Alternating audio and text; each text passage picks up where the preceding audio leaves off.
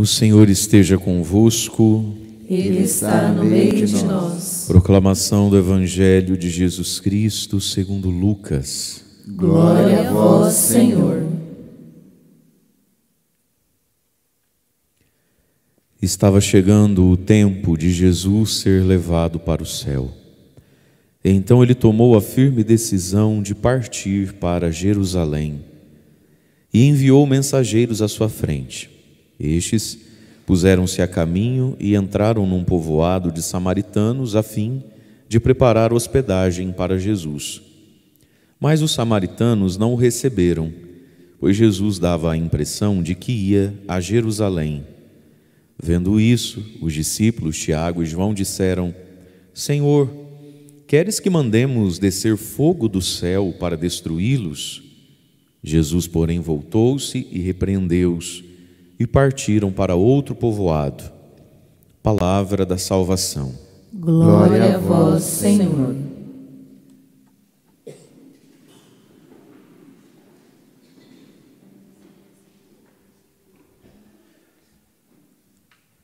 Irmãos e irmãs, durante essa semana, na Santa Missa, sempre a primeira leitura é um trecho do livro de Jó. O livro de Jó que narra a história de um homem que contém todos os homens. Esse Jó, possivelmente foi a época em que o autor desse livro escreveu isso, tenha sido um homem bastante famoso na região e na comunidade. Famoso porque muito rico, de uma família com filhos maravilhosos, uma saúde de ferro, e ao mesmo tempo era possivelmente o homem mais religioso que eles conheciam, o que, grosso modo, desde sempre para sempre é um contrassenso. Geralmente quem tem muito dinheiro e saúde não é muito fã de reza, não é assim? Mas não era o caso dessa pessoa que ganhou esse nome de Jó, e possivelmente se chamava Jó, enfim. E aí na vida desse homem acontece uma tragédia, uma atrás da outra, e tudo muito rápido. Os filhos morrem, as propriedades se queimam, ele fica sem os filhos, ele fica pobre e ele fica leproso, né? E aí então alguém escreve um romance, uma novela, uma grande peça de teatro, contando a história desse homem, né? Mas esse homem, esse Jó, são todos os justos que vieram antes e depois dele, todas as pessoas que não mereciam sofrer, mas que sofriam, né? Então a gente tira muito ensinamento do livro de Jó. O justo que sofre, é o mistério do sofrimento. Ontem Jó nos deu uma profunda sabedoria de humildade diante do mistério de que Deus podia evitar tudo isso e não evitou, poderia mudar tudo isso muito mais rápido do que está mudando e não está mudando. Quando Jó diz aquela frase assim: nu eu saí do ventre da minha mãe, nu eu volto para a terra, né? O Senhor Deus deu, o Senhor Deus tirou, como foi do agrado do Senhor, está sendo feito na minha vida, bendito seja o nome do Senhor. E aí então, na primeira leitura de hoje, o trechinho de Jó aqui, vem Jó se lamentando. É um período do sofrimento, onde a gente olha para a gente mesmo e se sente vítima, se sente um nada, né? É um processo de cura dentro do próprio coração de Jó. Então, a primeira leitura de hoje, ela é triste, ela só tem lamentação, mas ela está aqui porque ela não é a última parte da leitura. Nós vamos ouvindo agora a história de Jó, até que Deus vai agir de novo na história de Jó. Mas ele precisa passar por esses processos. E então está ele aqui pensando em voz alta, Jó capítulo 3, versículo 1. Jó abriu a boca e amaldiçoou o seu dia, o dia do nascimento dele, dizendo, versículo 3: maldito o dia em que eu nasci, a noite em que eu fui concebido pelo meu pai e minha mãe. Aí já pula lá no versículo 11: por que eu não morri dentro da barriga da minha mãe? Que coisa, né? Por que eu nasci? Por que eu não morri? Tamanho era o sofrimento da alma de Jó diante de tudo aquilo que ele passava, que ele sofria. E aí ele vai fazendo todo um relato da vida. Por que eu não morri? Por que eu não morri? Por que eu estou aqui? E começa a elogiar o túmulo. Começa a elogiar o túmulo. dizendo: o túmulo é um lugar legal, ele recebe até reis e poderosos, podia receber eu também, porque pelo menos agora eu estaria em repouso, dormindo. A imagem até então, do Antigo Testamento, de que quando a gente morre, a gente dorme. Meu irmão, todo mundo que morreu, não tem ninguém dormindo não. A pessoa quando morre, é aí que ela acorda de verdade. Quando falou assim: olha, sinto muito, a gente fez tudo, morreu. Agora é que a pessoa acordou e estava com os olhos vidrados, ou no capeta, ou em Deus. Ou lá do purgatório, todo mundo que está no purgatório vai entrar no céu, vendo Deus de longe e sentindo a dor de não estar em Deus, e vai purificando suas imperfeições. Mas tá, aqui comigo. Pensa aí, todo mundo que morreu, ninguém está tirando soninho esperando Jeová voltar no último dia. Desculpa, isso não é bíblico, isso não é teológico, isso não se sustenta. Morreu, está bem vivo. É aqui que está. Jó está dizendo: se eu morresse, pelo menos eu ia descansar desse sofrimento, desse estresse, dessa angústia, dessa dor física, ele tinha lepra, dessa dor emocional de enterrar os filhos, dessa dor moral de se perguntar: será que Deus está me castigando por algum pecado? A mulher de Jó, daqui a pouco ela vai aparecendo, uma mulher que fala. Ela não para de falar, a mulher do Jó. De vez em quando ela entra só para atazanar com a vida dele. O homem já está lá. Diz a Bíblia que Jó pegou telha, quebrou. Ele pegava os cacos e se coçava na lepra, que escorria aquele pus, aquela água morta da pele dele. E daí então ele começou a rolar sobre a cinza, para ver se apaziguava as dores do corpo, as coceiras. E a mulher do Jó falando em cima dele, reclamando, cadê Deus, tanto que você não era amigo do padre? E agora, o que adiantou ser amigo do padre? Fala mais que a boca. Daqui a pouco vai começar a aparecer 4 amigos do Jó que foram visitar ele e dar conselho que não resolve. Então ele quer dormir, ele quer descansar, e por um instante ele acredita que a morte seria uma saída para ele, que o túmulo seria uma saída para ele, o suicídio fosse um caminho para ele. Porque na cabecinha dele tem uma imagem de que se a gente pôr fim por nós mesmos ao nosso sofrimento, então a gente vai dormir e descansar. Fala para quem do seu lado: não vai dormir nem descansar. É aí que você vai abrir os olhos. É aí que você vai ver. Tem ninguém dormindo, meu irmão. Todo mundo que morreu ou está no céu, bem acordado, louvando, bendizendo a Deus, intercedendo pela igreja militante. A igreja triunfante está intercedendo pela igreja militante, que somos nós aqui na terra, os santos e santas canonizados, e também os que não são canonizados, mas que estão no céu, bem acordadinho, rezando pelos outros. Quem quer ir para o céu? Erga a mão para eu ver. Amém. Vamos para o céu, gente? Sim ou não? O que nós vamos fazer no céu?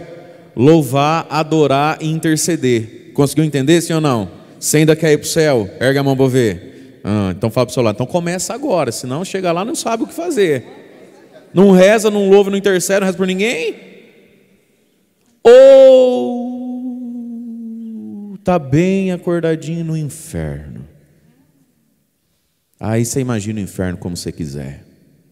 Você como um porco no rolete, sendo assado na churrasqueira do inferno, o diabo correndo atrás de você com um espeto pela eternidade. Imagina o inferno como você quiser. Você sentado numa poltrona de fogo com espinho, você imagina o inferno como você quiser. Ou sei lá, você tendo que fazer companhia e sala para aquela pessoa pela eternidade. Eu não sei, você imagina o inferno como você quiser. Fato é que está todo mundo acordado e o sono não é uma saída. Mas o ser humano experimenta isso em si. Ai, que vontade de dormir e não acordar mais. Que vontade de dormir e só acordar amanhã com tudo isso resolvido. Não é assim? Não tem essa fuga? Todo mundo já experimentou isso. O cansaço, a tristeza e um desejo daí então de um sono. Olha as bobajadas que estava passando na cabeça do Jó.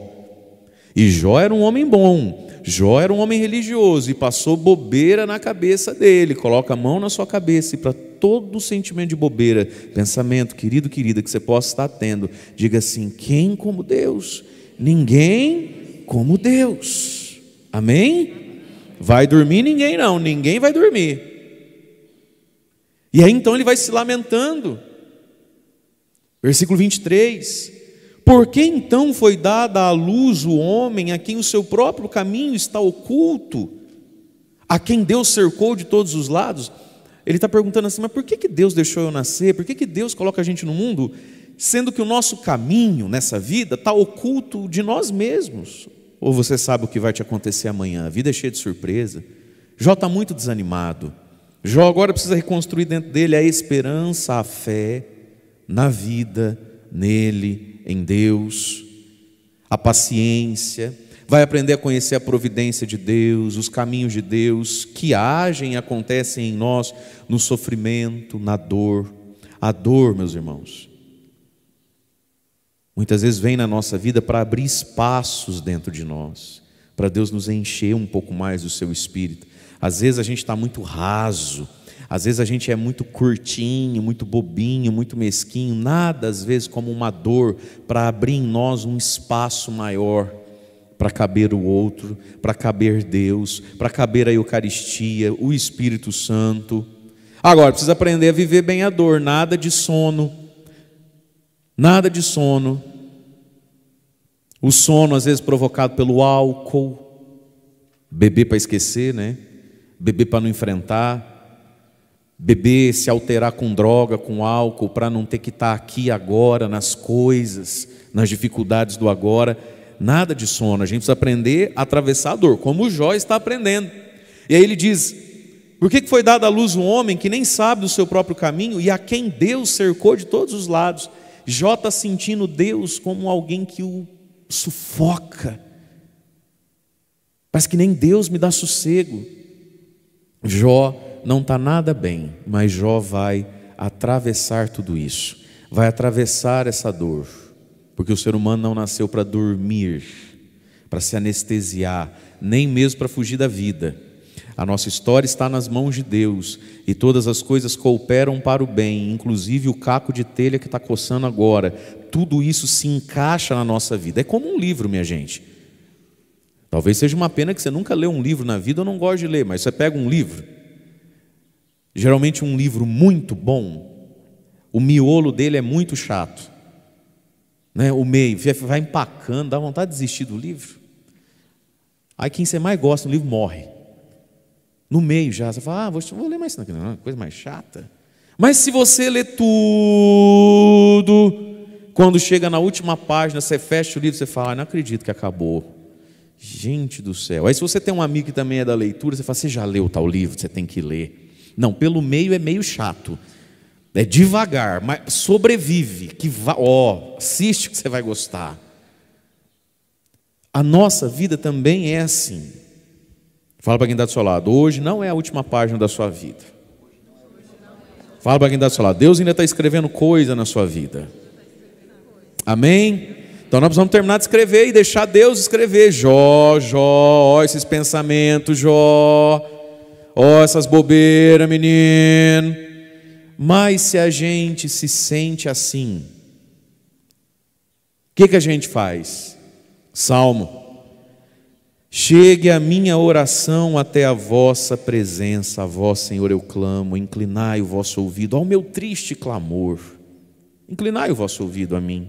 Saturada de males se encontra a minha vida está junto das portas da morte.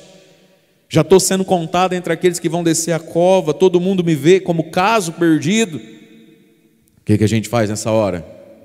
Chegue a minha oração até a vossa presença. Vamos repetir isso como oração, inclusive. Chegue a minha oração até a vossa presença. E aí o salmista também está num momento difícil aqui, hein? O meu leito, parece que eu já tenho no reino dos mortos, como um homem caído, de quem mesmo o Senhor se esqueceu e excluiu da sua atenção. Olha como o salmista está se sentindo, parece que Deus me excluiu, me esqueceu. Senhor, vós me puseste na cova mais funda, sobre mim cai o peso do vosso furor, o peso da vida. O que a gente faz quando a gente se sente assim? Vamos repetir junto? Chegue a minha oração até a vossa presença. Só quem é católico, os outros não precisa. Chegue a minha oração até a vossa presença. Bate no peito e diga: eu preciso rezar. E rezar de novo. E rezar sempre. Faz assim, ó. Rezar. Rezar. Agora faz a mãozinha da oração. Fala, rezar. Agora faz a mãozinha da oração virar travesseirinho. Fala, dormir não. Deus me livre e guarde. Faz assim, ó, a mãozinha da oração. Pega no teu próprio pescoço. Aperta. Fala, enforcar não. Pega a mãozinha da oração. Fecha. Mira no queixo de alguém. Fala, bater nos outros não, que não adianta também. Pega as duas mãozinhas. Oração. A gente precisa aprender a rezar, a orar. Chegue a minha oração. O sono é uma tentação, o suicídio é uma tentação e a violência é uma tentação de quem está sofrido. O que a gente vai fazer com as nossas mãos? Isso. Rezar. Agora fica com as suas duas mãozinhas assim.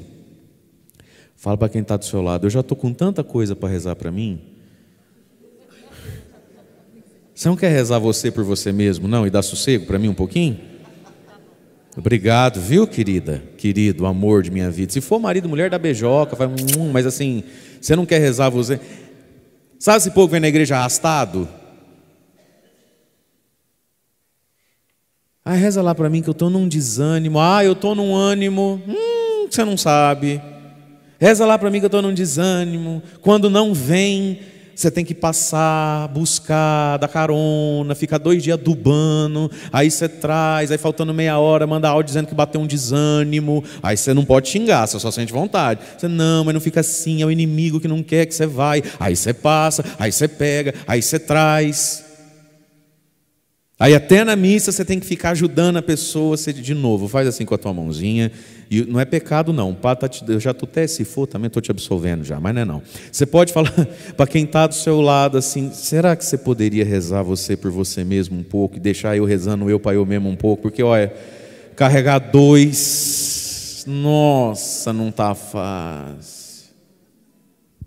A gente precisa aprender a rezar. Aí no evangelho de hoje nós temos outra dor do coração humano, que às vezes tira a gente do prumo, do caminho, que é a rejeição. Os discípulos aqui e Jesus foram rejeitados. E aí São João teve a ideia genial de resolver o negócio. E essa dor, essa raiva que se acendeu dentro dele, de ser mal recebido pelos samaritanos, com uma ideia genial. Ele falou assim: Jesus, o que eu rezo, eu mais o Tiago aqui? A gente faz um cerco de Jericó, a gente faz uma novena para Deus tacar fogo e matar tudo. Olha a ideia do discípulo. Que Deus é esse que taca fogo em quem não gosta de você, cara pálida? Que oração é essa? Mas vamos entender aqui algumas coisas então, vindo do início. Nós estamos no capítulo 9, versículo 51 de São Lucas. E Jesus agora então tem esse versículo que dobra o evangelho no meio. Diz assim: estava chegando o tempo de Jesus ser levado para o céu, para a glória, para a ressurreição. Então, como é que faz para ir para o céu? Ele tomou a firme decisão de partir para Jerusalém. Mas ele já tinha falado algumas vezes que ia acontecer o que em Jerusalém? Cruz, traição, morte. O Filho do Homem vai ser rejeitado, vai ser traído em Jerusalém pelos príncipes, pelos sacerdotes, os mestres da lei, por todo o poder religioso e financeiro e civil. Jesus sabia que ia dar ruim quando ele chegasse em Jerusalém. Ele sabia que quando ele chegasse em Jerusalém, com esse tanto de gente que vinha vindo atrás dele, lá das províncias, de Nazaré da Galileia, tudo pobre, tudo gente que os romanos não gostavam e nem mesmo os ricos do templo gostavam. Jesus sabia que tudo isso que hoje era glória, fama, ai que lindo, ele é uma bênção. Jesus sabia que aquilo tudo, no olhar, no coração de muitas pessoas, não era uma bênção, não era bonitinho, era um estorvo. Jesus sabia que ele ia morrer. Então vamos entender isso aqui, minha gente. Tenta ficar acordadinho, sentar direito, dá aquela naquela mexida, a hora não ajuda. Esse frio também não está cooperando, né? Vamos lá. Então chegou a hora de ir para o céu. Só que para ir para o céu tem que passar por Jerusalém. Bate no peito e fala assim: chegou a hora de ser magro. Chegou a hora de ser magro. Fala assim: mas primeiro precisa passar pelo regime. Oh, minha Nossa Senhora. Diga assim comigo: chegou a hora de ter paz. Paz, paz. Mas primeiro precisa passar pelo perdão. Nossa, como vocês são ruins, ninguém perdoa ninguém. Que horror. Vamos de novo, fala assim comigo: chegou a hora de eu ter paz na vida. Chegou a hora de eu dormir igual um anjo à noite, sem tomar remédio. Fala assim: mas primeiro precisa passar pelo perdão. Bate no peito e fala assim: chegou a hora de eu alcançar muitas vitórias e bênçãos nessa vida. Chegou a hora, chegou a hora. Fala: mas primeiro precisa passar pela oração, pelo jejum, pela quaresma. Chegou a hora de ir para o céu. Só que aí então, olha o que Jesus fez. Ele sabia que ele tinha que voltar para o céu. Então ele tomou a firme decisão de ir a Jerusalém, que é onde está a cruz, que é onde está aquilo que a gente não gosta, que é onde está o sacrifício que faz parte. Então ele tomou uma firme decisão. A tradução crua, pé da letra desse evangelho para o português seria assim: então ele endureceu o rosto em direção a Jerusalém. Faz cara feia. Tem gente que já tem nascido, né? Mas você faz. Fica sisudo, é sisudo que fala, né? Fica sisudo assim, ó. Então Jesus endureceu o rosto. Jesus tirou o sorrisinho. Jesus tirou a risada. Porque tem coisa na nossa vida, meus irmãos, que se a gente não endurecer o rosto, a gente não faz.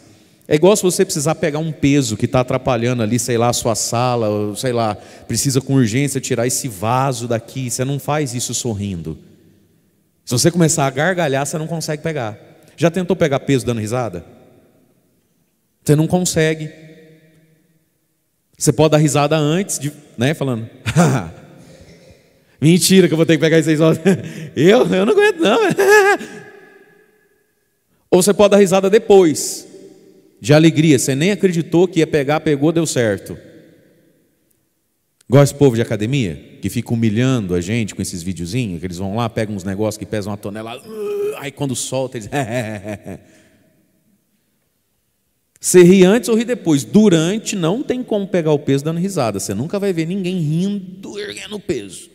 Todo mundo que está erguendo o peso está sisudo, com a cara dura. Jesus endureceu o rosto, ou seja, Jesus falou: começa hoje o meu ir para o céu, não é amanhã. Começa hoje.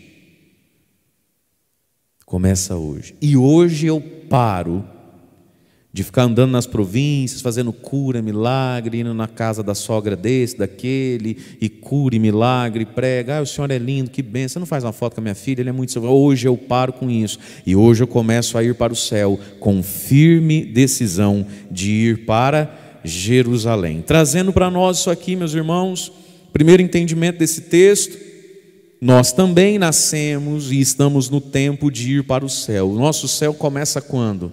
Começa hoje.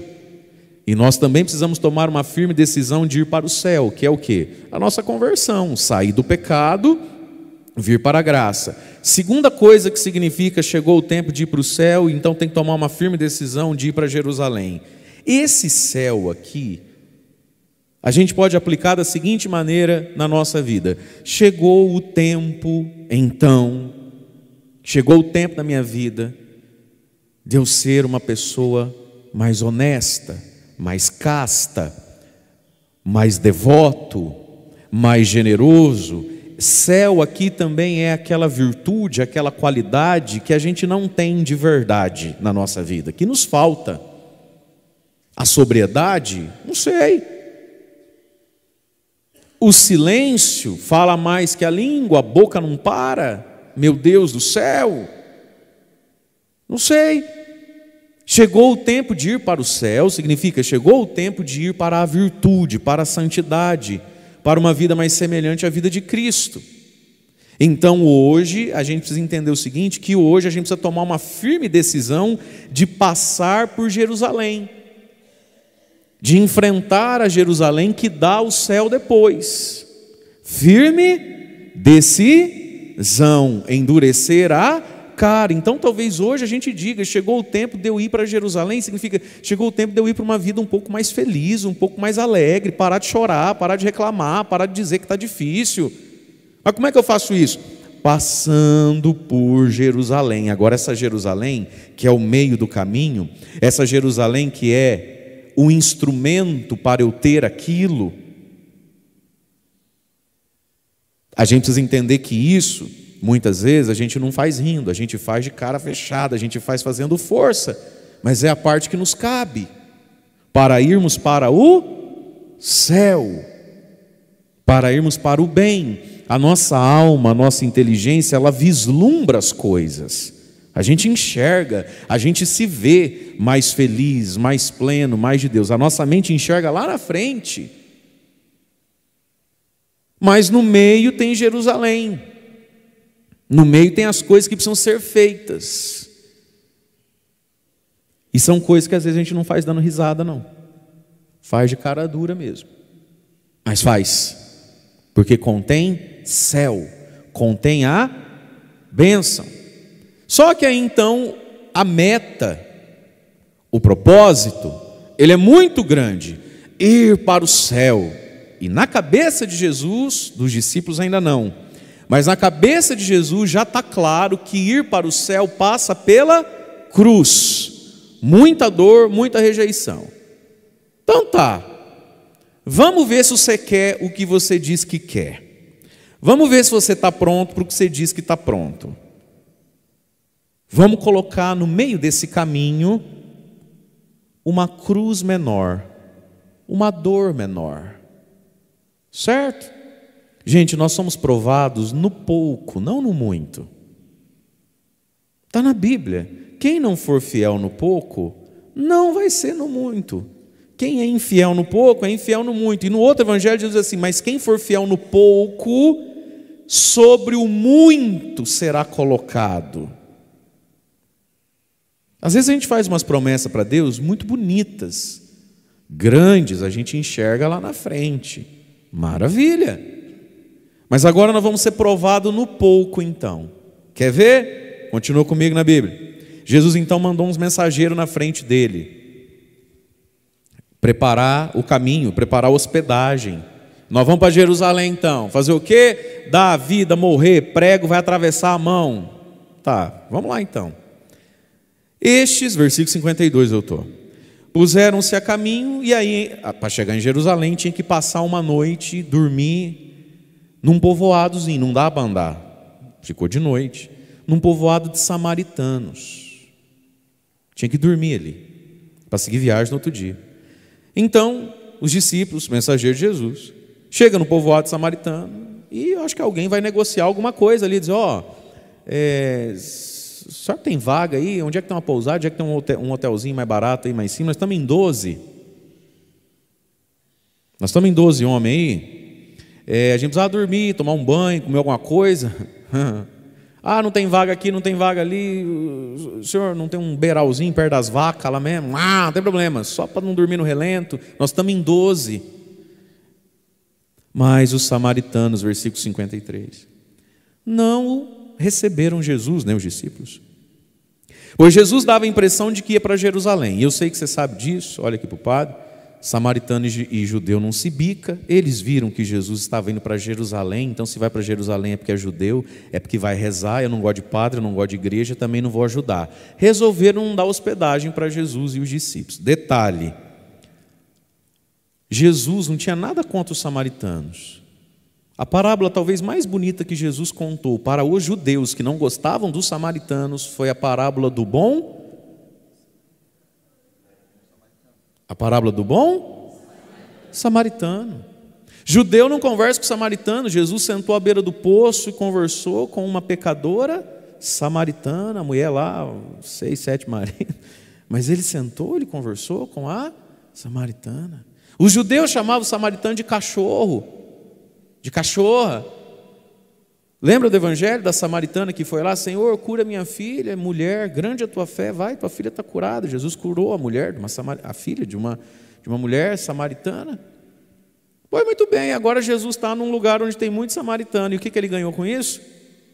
Nada. Dormiu no relento, gente. Jesus dormiu na praça, dormiu na rua, dormiu encostado num toco de árvore. Jesus não teve onde ficar. Que coisa. E aí os discípulos, diante desse fato, chamado rejeição, chamado injustiça, o que adianta a gente ser bom para os outros, tiveram essa ideia, né? Vamos rezar para eles morrer tudo, pedir para Deus matar eles, os nossos inimigos, taca fogo, Deus, Senhor, neles.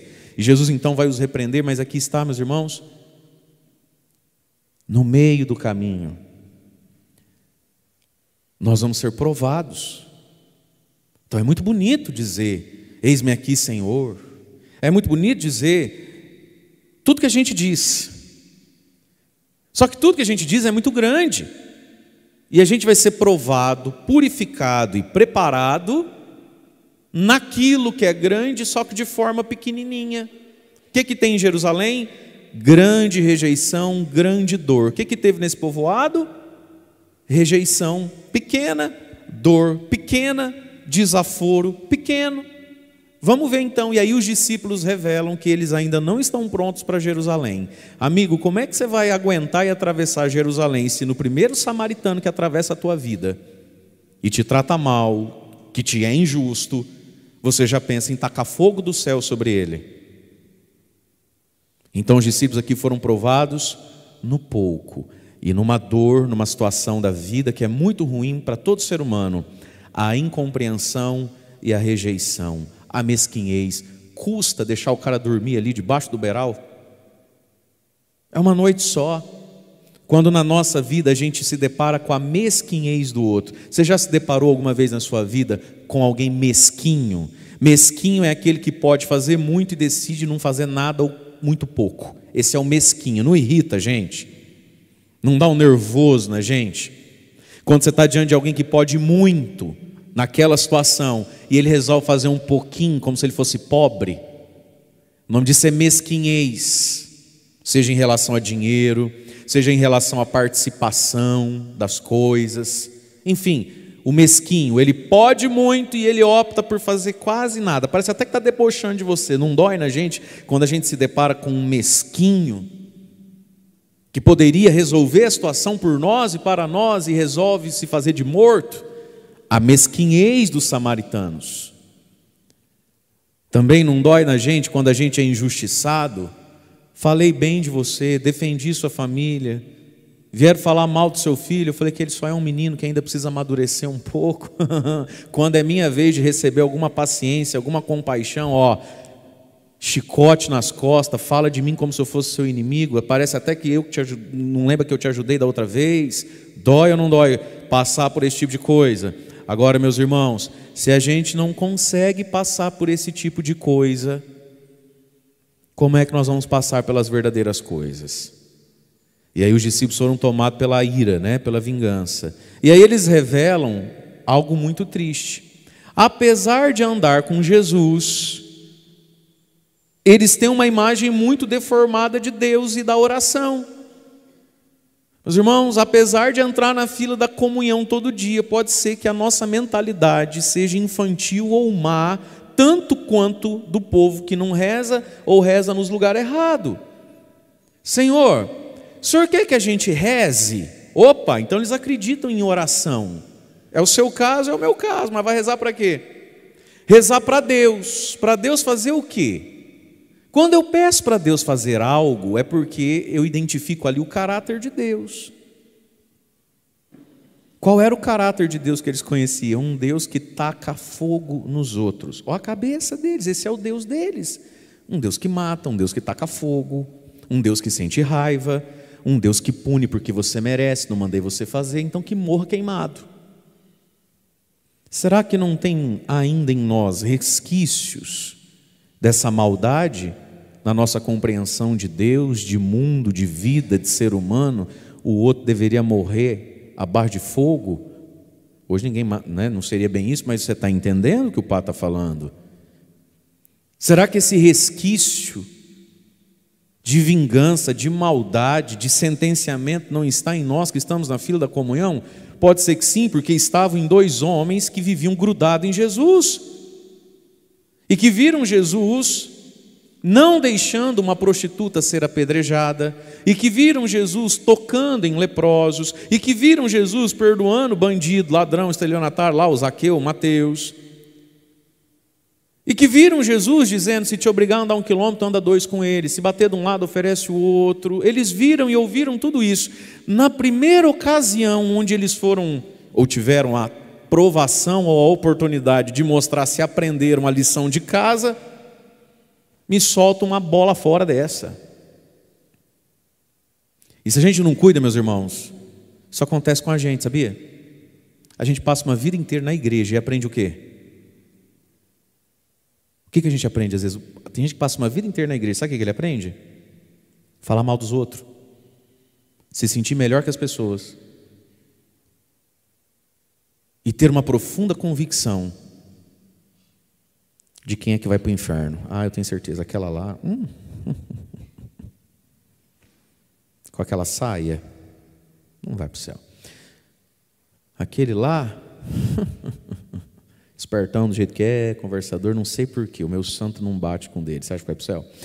Aquele ali, aquela lá, tem gente que depois de uma vida toda na igreja, a única coisa que ele conseguiu foi fazer uma lista de quem ele acha que vai para o inferno.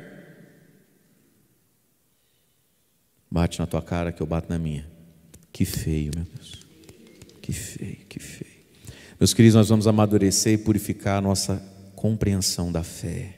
Jesus então se voltou, repreendeu a eles, não repreendeu os samaritanos. Olha como Jesus é inteligente. Por que Jesus não desceu a bolacha, não rezou o sermão no samaritano? Primeiro, porque não resolve. Segundo, porque o samaritano não é discípulo dele. Jesus pega o chinelo, a cinta e rasga a orelha de quem é amigo dele. Como se Jesus estivesse assim: eles são samaritanos mesmo, vai esperar o que deles, coitado? Nem anda comigo agora. Você, Tiago e João, qual que é, rapaz? Jesus os repreendeu. Que Deus é esse, rapaz? Que oração é essa? E veja, meus irmãos, é possível ir rezar, é possível ir a São Miguel, é possível ir a São José, é possível vir à Eucaristia, tendo dentro de nós labaredas de fogo a ser lançado sobre os outros. A gente precisa curar o nosso coração. Será que hoje a gente não está aqui diante de Deus, indo a São Miguel, indo a São José, vindo à Eucaristia, mas o nosso coração aqui está com umas nuvens de fogo doidinha para chover naquela desgraçada? Será que isso não pode nos acontecer? Eles queriam ir até o Pai de Jesus pedir fogo, não do espírito, da morte. Às vezes a gente vem para Deus e dentro de nós o fogo está, vontade de sair cuspindo fogo, desses samaritanos que atravessaram o meu caminho. Jesus os repreendeu e fez o quê? Partiu para outro povoado, seguiu em frente. Vão dormir em outro lugar então hoje? Partir para outro povoado significa entender que aqui não tem mais nada para você. Entender que nessa história não tem mais nada para você. Marido e mulher, parte para outro povoado. Vai cada um para o seu travesseiro. Para de brigar até 3 horas da manhã. Vocês já não viram que essa conversa não vai dar mais nada hoje? Parte para outro povoado. Está um tacando fogo no outro, um tacando fogo no outro, está um tacando fogo no outro. Eu falo o seguinte: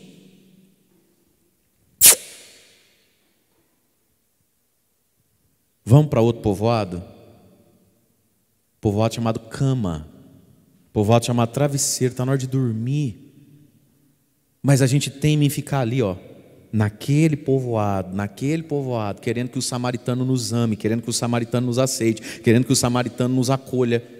Tem hora na vida, meus irmãos, que a gente precisa olhar e entender: eu preciso ir para outro povoado. Senão o fogo não apaga, senão o ódio não passa. A gente fica ali teimando naquela história, teimando naquela conversa, teimando naquela situação. A gente fica patinando. Olha o que Jesus ensinou para os discípulos. Não precisa ter raiva de ninguém, mas precisa aceitar que tem gente que talvez não te queira. Então sabe o que você faz? Vai para outro povoado, dorme em outro lugar. Às vezes a gente amarra a nossa vida nas nossas derrotas, a gente amarra a nossa vida em quem não nos amou, em quem nos traiu, a gente amarra a nossa vida em quem nos fez mal, e parece que só existe aquilo na vida da gente agora.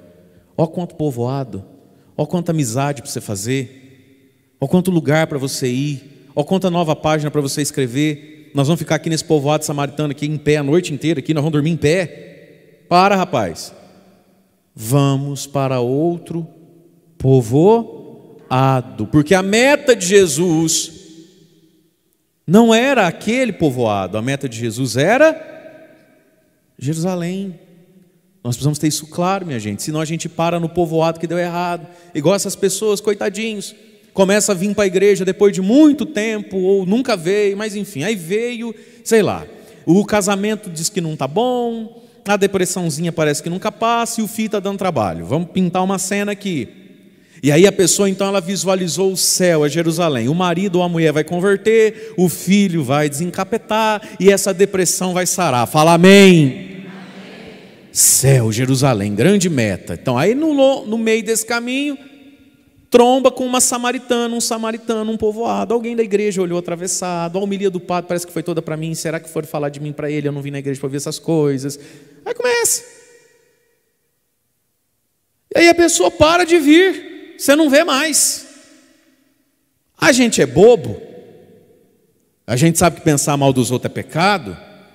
Aí eu começo a olhar aqui de cima. Eu falo, eu nunca mais vi aquele casalzinho. Nunca mais vi aquela senhora. Nunca mais vi aquele rapaz. Filha da mãe. Já sei o que aconteceu. Deve ter alcançado as bênçãos que queria. Não vem mais para agradecer. Povo ingrato, é assim que eu penso. Eu começo a ver, depois eu começo a desver. Eu sempre penso positivo. Eu sempre penso que a pessoa alcançou o que veio pedir e agora não voltou para agradecer. Não, Padre Mário. Mas não, nem alcançou o que queria. Nesse caminho de vir buscar o que queria, trombou com algum samaritano, linguarudo, com alguma samaritana que só reza, mas compra, mas não paga. Enfim, os pecados que tem entre nós. E resolveu ficar naquele povoado. E você vai fulano, você nunca mais foi? Você não, porque tive uma decepção lá, a gente precisa do padre para falar com ele, é uma dificuldade. Ué, mas você veio aqui para ser minha amiguinha ou você veio aqui para converter seu marido? Eu não entendi, qual é o teu foco? Onde é que você quer chegar? Não, porque eu precisei de um favor do fulano, que o meu pneu estava furado. Passou, chegou a fechar o vidro, rapaz, me deixou lá na chuva. Eu achei que você veio aqui para libertar o teu filho da droga, para sair da depressão. Não achei que você veio aqui para arrumar um borracheiro de graça. Mas o que você veio fazer? João, Tiago, nós estamos indo para Jerusalém, filho. Para Jerusalém nós estamos indo. Não vamos gastar nem mais uma noite aqui. Eu estou indo para Jerusalém. Fala para quem está do seu lado, eu estou indo para Jerusalém. E eu não vou gastar mais um dia com bobeira. Vamos ficar de pé.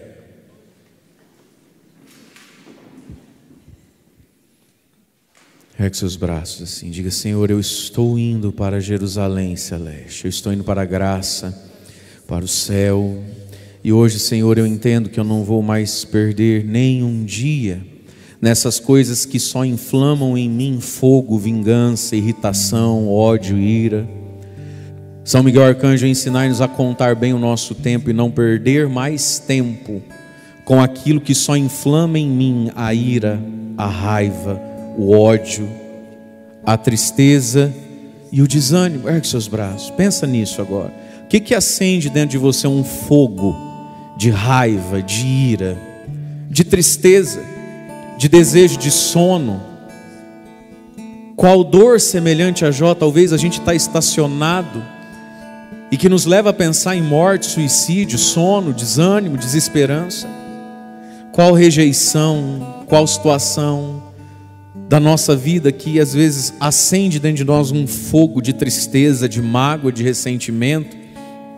E Jesus está dizendo para você e para mim hoje: vai para uma nova história, vai para outra lembrança, vai para outro caminho, Sai disso que acende em você essa ira. E foram para outro povoado. Proclame isso: eu vou para outro povoado.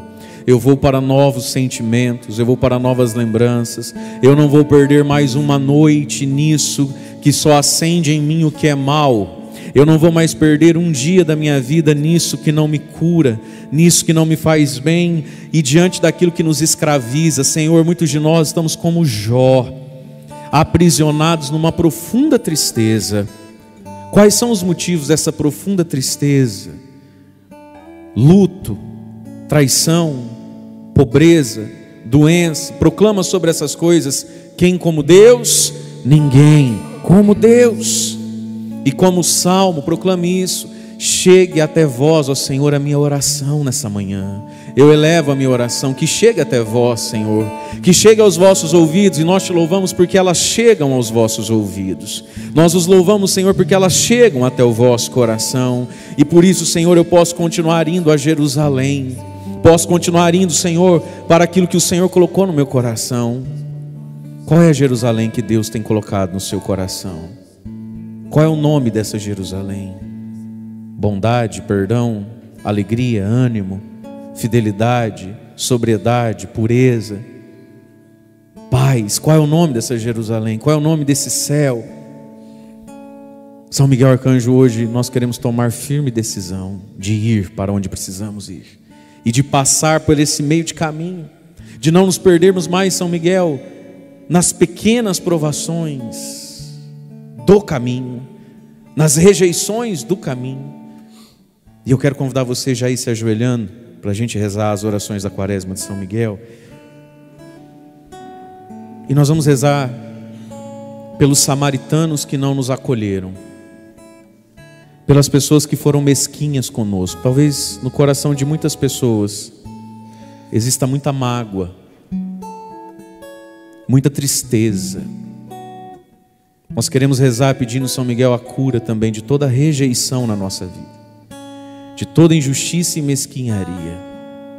Traga agora presente. Talvez tenha nome, talvez tenham nomes nisso. Quem foi mesquinho, quem poderia ter feito e não fez, quem atrapalhou.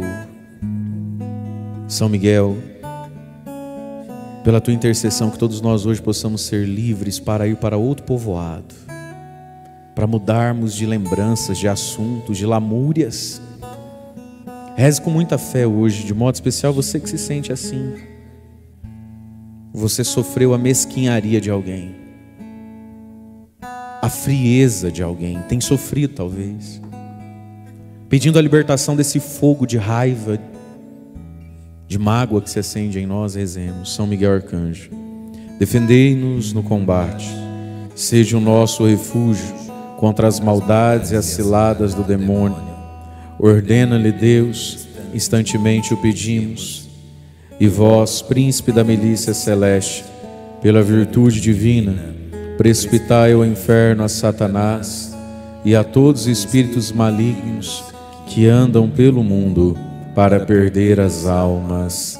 Amém. Sacratíssimo coração de Jesus, tende piedade de nós. Sacratíssimo coração de Jesus, tende piedade de nós. Sacratíssimo coração de Jesus, tende piedade de nós. Senhor, tende piedade de nós. Jesus Cristo, tende piedade de nós. Senhor, tende piedade de nós. Jesus Cristo, ouvi-nos. Jesus Cristo, atendei-nos. Pai celeste que sois Deus, tende piedade de nós. Filho redentor do mundo que sois Deus, tende piedade de nós. Espírito Santo que sois Deus, tende piedade de nós. Santíssima Trindade que sois um só Deus, tende piedade de nós. Santa Maria, Rainha dos Anjos, rogai por nós. São Miguel, rogai por nós.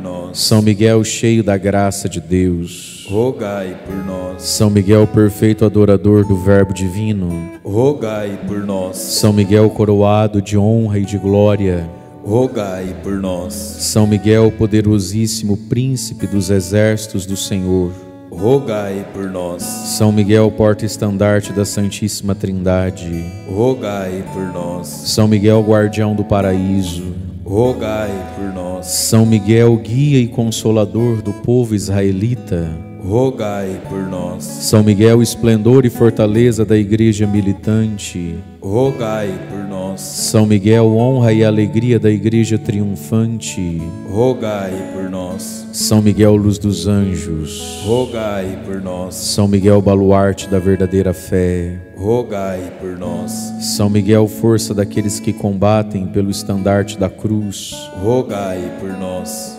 São Miguel, luz e confiança das almas no último momento da vida, rogai por nós. São Miguel, socorro muito certo, rogai por nós. São Miguel, nosso auxílio em todas as adversidades, rogai por nós. São Miguel, mensageiro da sentença eterna, rogai por nós. São Miguel, consolador das almas que estão no purgatório, rogai por nós. São Miguel, vós a quem o Senhor incumbiu de receber as almas depois da morte, rogai por nós. São Miguel, nosso príncipe, rogai por nós. São Miguel, nosso advogado, rogai por nós.